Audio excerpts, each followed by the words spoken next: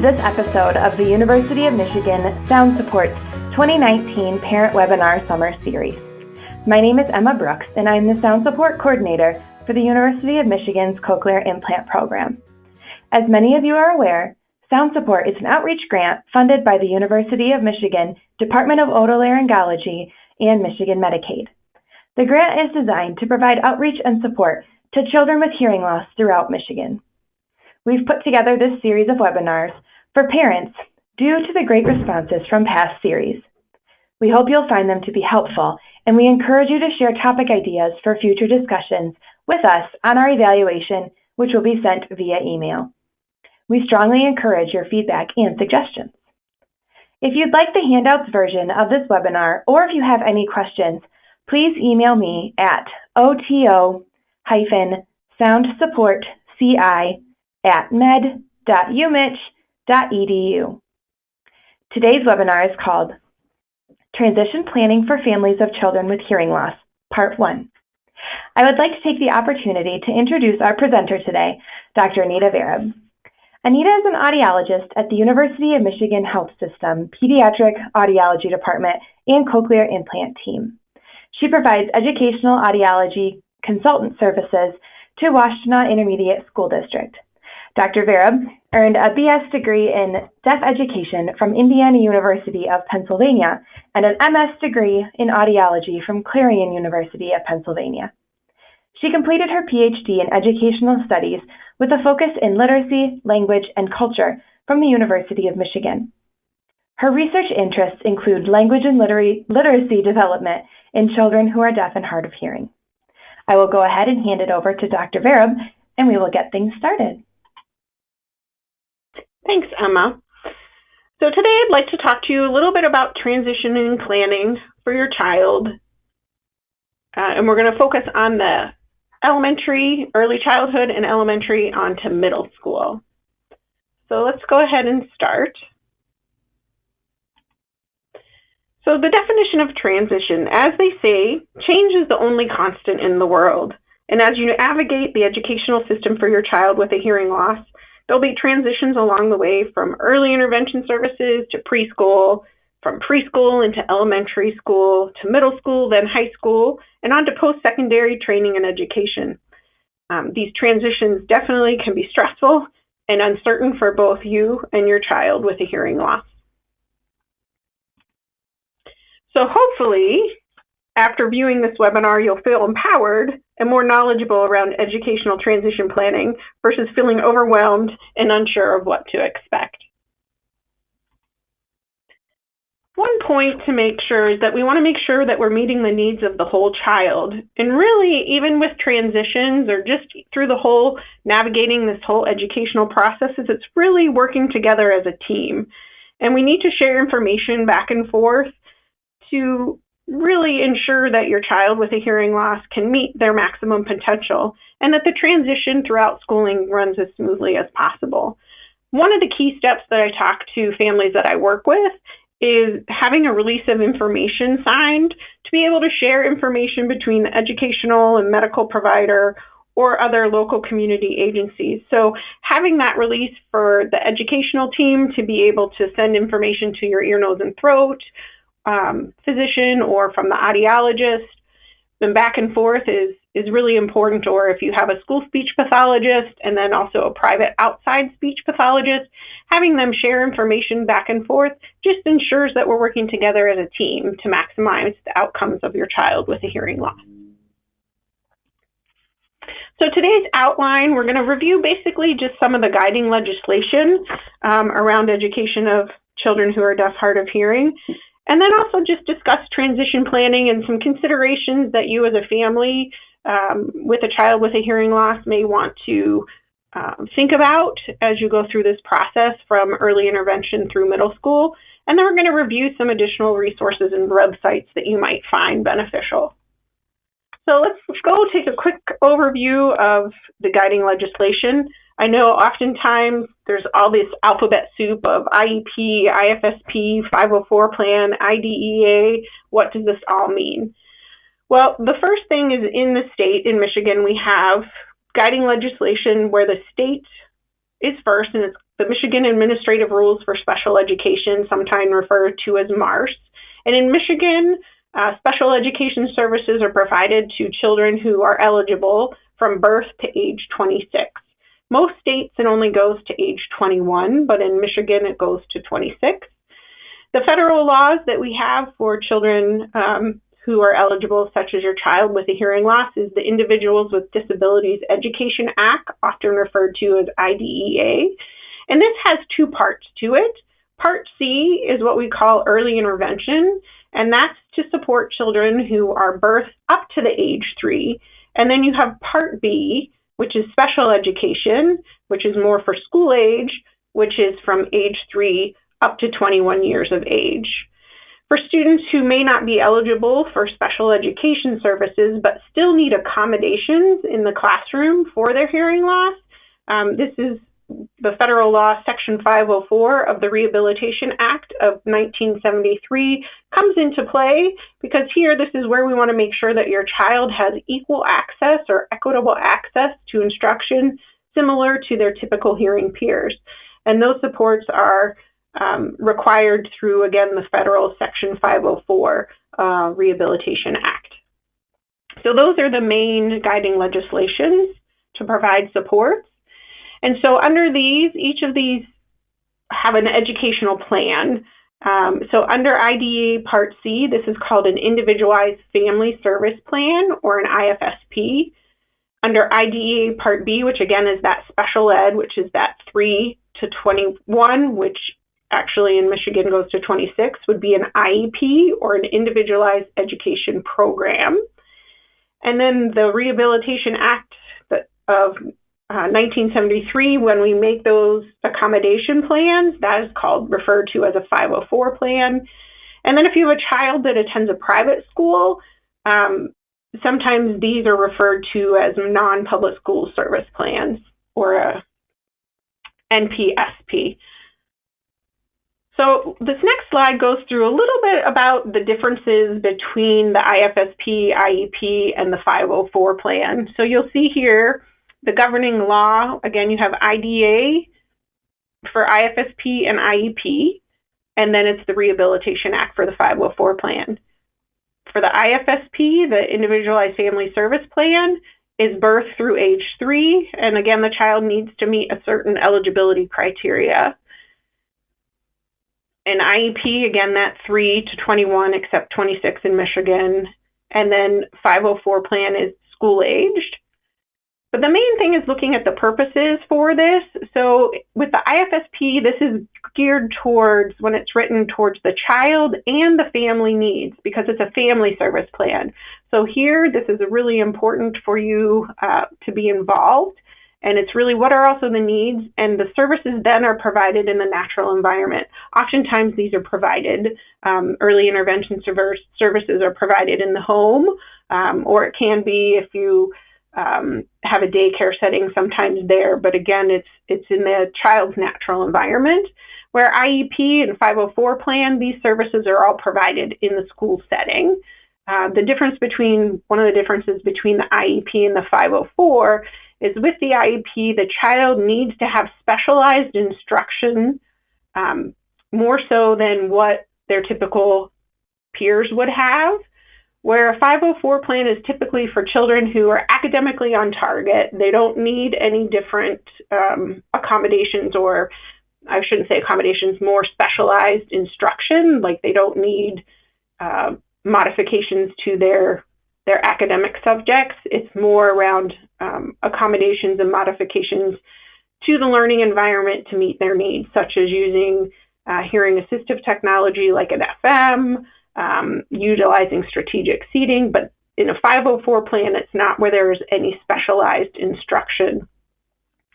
For all of these 3 plans, as a parent, you have to give consent to evaluate. And then with the IEP plan, you also have to give consent to start initiating services.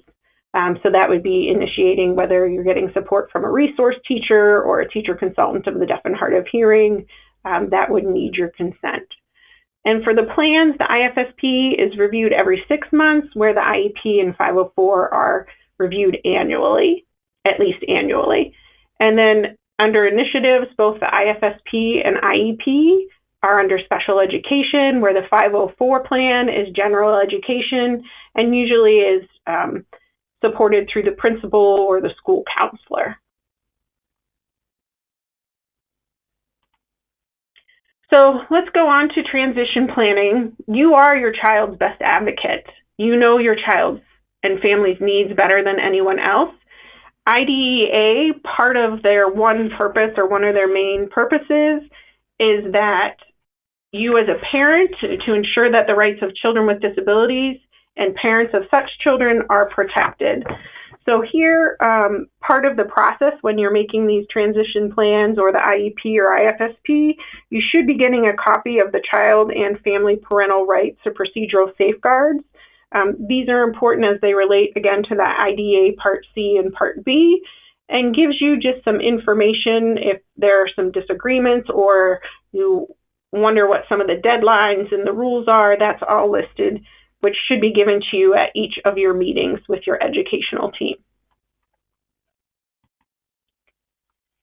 So transition planning happens typically when you're exiting early intervention. So early intervention, again, is that Part C of IDEA. This participation in early childhood intervention ends no later than your child's 3rd birthday. It can go beforehand. Sometimes parents decide that they no longer want to participate in early intervention because, again, that is your right as a child or as a parent to determine whether you want to accept those services. Sometimes children will transition at 2 years, 6 months into a preschool program instead of early intervention. But again, that depends on the local program or the local transition team. But participation in early intervention Part C does have to end no later than your child's 3rd birthday. And part of this process is that it's required by IDEA to have a transition meeting, and this meeting has to be held no later than 90 days before your child's 3rd birthday. And your early intervention service coordinator will help guide you and the rest of the IFSP team through this transition planning process. So just want to encourage you to communicate and collaborate with your early intervention service coordinator to identify the options of what will be next after my child is no longer eligible for early intervention. You can start discussing this process as early as age 2 with your service coordinator. And this gives you time. I really would recommend the earlier the better, because this gives you time to visit potential preschool placements and explore other community resources that might fit your child's needs. So as you go to these visits, some questions that you might want to think about is this a safe and comfortable place for my child? Would this setting meet my child's unique needs? How many children or adults in this setting? Is this a good environment for a child with a hearing loss? We want to think especially sometimes around those acoustic things. You know, is there carpeting? Do they have hearing assistive technology? What is the willingness of the staff to work with your child's equipment if your child does have hearing aids or a cochlear implant? Some other things around what is the communication between the staff and the parents? Can parents come and volunteer? Those are some things to think about. And by starting this transition process early, it gives you an opportunity to look at what options for educational placement are for your child. So in preparation of this transition meeting, you want to think about, are there others that you want to attend, such as a relative or a daycare provider or other professionals working with your child or family? And then I encourage you to create a list of your child's strengths and needs for additional supports as it relates to their communication, social, motor, learning, and self-care skills. By doing this, it helps you and the educational team identify areas where additional supports might be needed moving forward in the educational realm. And it also brings in the parent perspective and voice to the team. And I encourage you to do it preparing for the meeting, because sometimes when you sit in those meetings, it might become overwhelming. So if you have it jotted down, you can just reference it quickly at the meeting. So at the meeting, the IFSP team will include a representative from the local school district. And so you will have provided consent for them to evaluate your child to see if your child meets eligibility for special education services under IDA Part B, under that special education. So again, you're transitioning from Part C to Part B. And a part of that transition plan is the written document that talks about the steps and services to support a smooth transition for your child and family. And after going through all the information, if your child's deemed eligible, you will then transition from an IFSP to an IEP, which is that individualized education program, which we talked about earlier. So now what? Okay, we've moved on from our early intervention services, and now we're moving into Part B. Your child is now moving on to preschool or elementary school.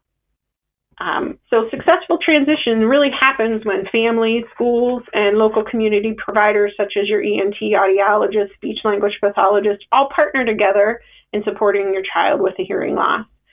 One thing that I really encourage families to do, especially maybe at the end of that transition meeting when the local school representative is there, is to find out who is the primary contact at school that you will be able to reach out to and get their preferred method of communication. You know, do they prefer text? Do they prefer email? Telephone call? And are there better days to reach them or times? And vice versa on the flip side.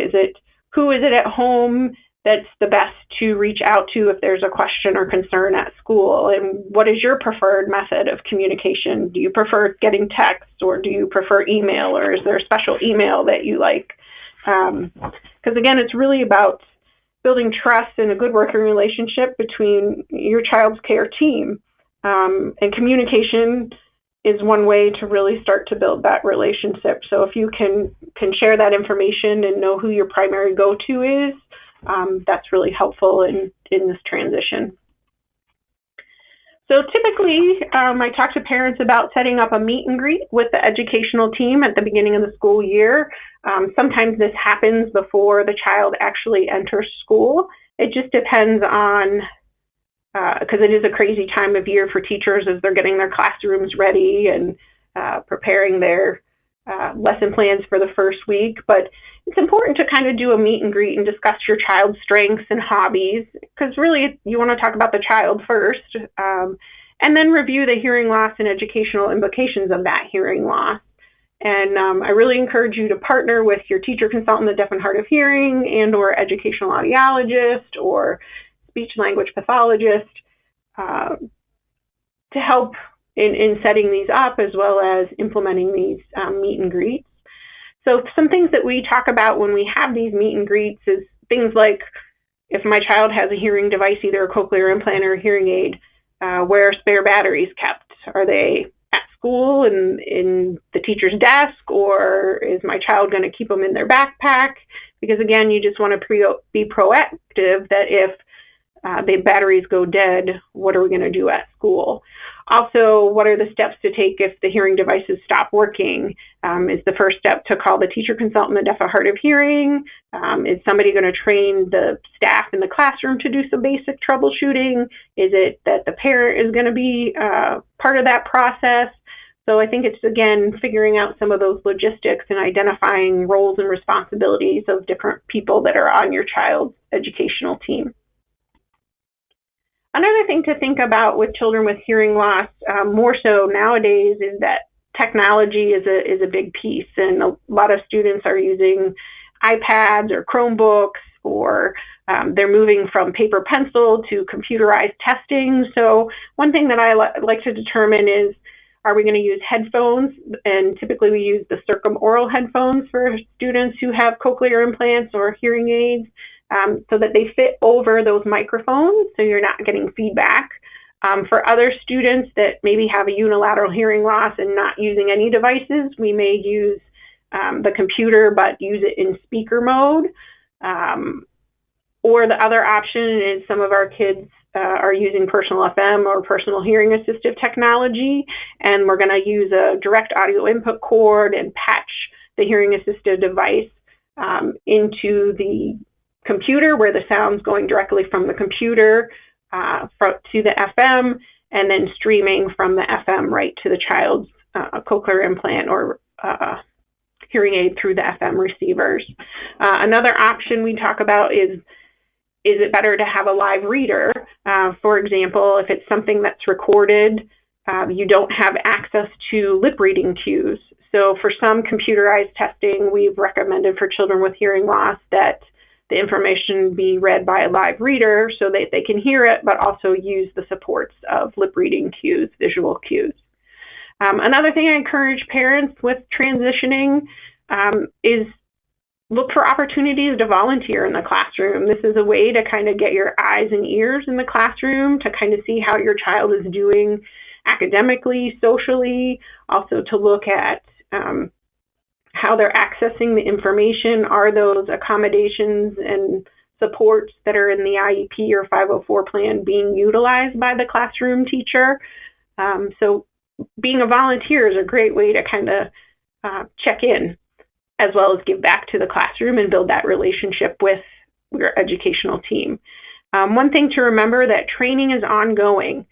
We're all learning. I'm continuing to learn as an educational audiologist that it's not a one and done meeting, and that if anybody has questions, to ask them and seek answers from your teacher consultant, the deaf or hard of hearing, or your educational audiologist. And just note that it is a steep learning curve for all, and that continued training, because curriculum change, computer programs change, and we just keep learning together. Oh my, now we move on to middle school. I don't know about you, but middle school was a little bit challenging for me. And I used to be a middle school teacher for a couple of years, and this age group is definitely unique and very social. I think sometimes the social outweighs the academic, but let's talk about some things to consider about transitioning to middle school. When we transition to middle school, you shift from 1 to 2 teachers to having multiple teachers every quarter or semester. Academics become more challenging. There's more homework. There's more things. So that's where organizational skills are really a must. And you're trying to figure out planners of when this paper's due and this project's due, and I need to get that permission slip for this teacher, and this club is meeting this time.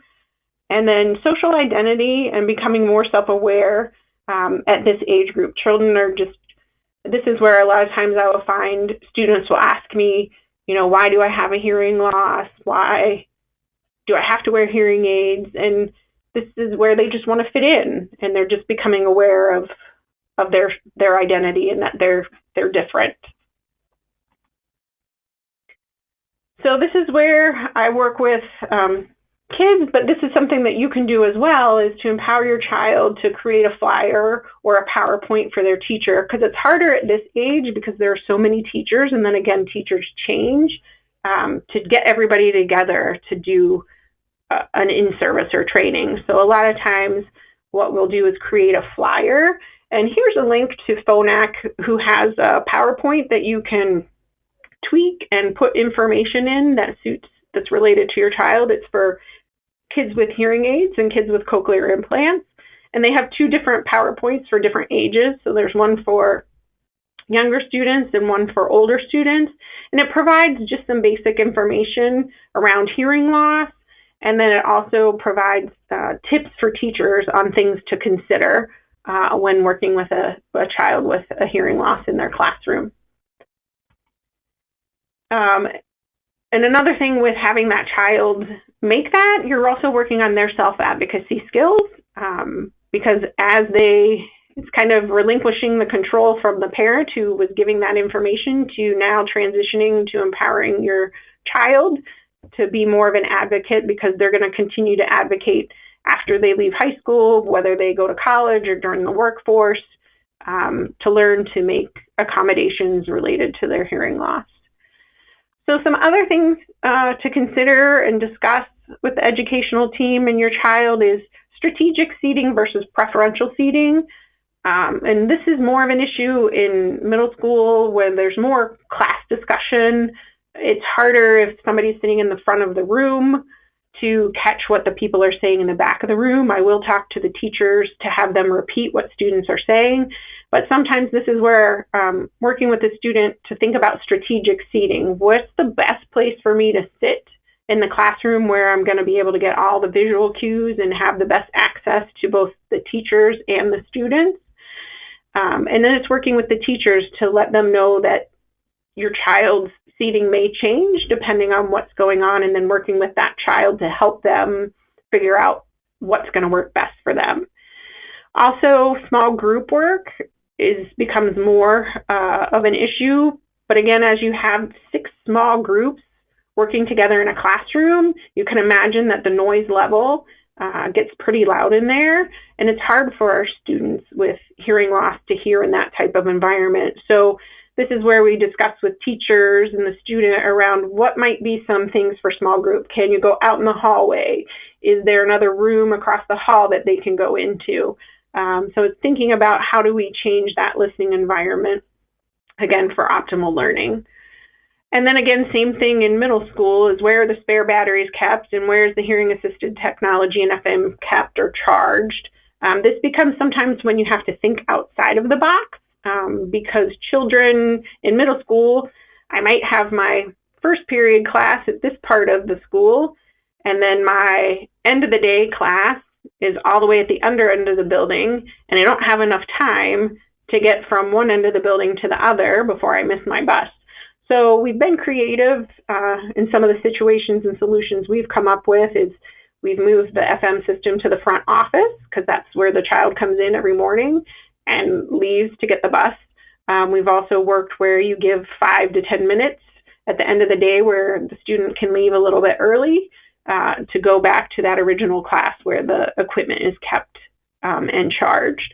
And again, I would work with your child to see, and the educational team to see what works best. And again, that's building that self-advocacy and having them be involved in problem solving and what's going to work best for them. Because again, it's that releasing that control to having that child become in charge of their own equipment. And again, partner with your teacher consultant and educational audiologist for ongoing support and training. So it's not uncommon at this age group for kids to start rejecting use of their hearing assistive technology or FM. Again, it goes back to that social identity. I want to fit in. I don't want to have to go to this special room to go get this equipment. And so it's really working as a team to think about building that child's self-determination or that sense of being control in their life, yet understanding that their consequences or their actions have consequences. So I've worked with students where we'll bring the team together, including the parent, and talk about, are there certain classes that you might want to use it? Or we can discontinue the use as long as your grades are up. And then we'll talk about what other strategies you might use if you didn't hear something, like ask a friend or be able to look it up on the website. So again, it's really working on that self-awareness, choice-making, problem-solving, self-advocacy, goal setting, and self-monitoring, which are all under, that umbrella of self-determination. But we know that for kids to develop this early is really helpful later in life. And so it's something that our students with hearing loss need to experience and that we need to support as they're transitioning through the educational system. The other thing is just really encouraging your child now that they're, upper elementary, middle school, to attend their IEP or their 504 meeting, be able for them to advocate what are the services and supports that they need.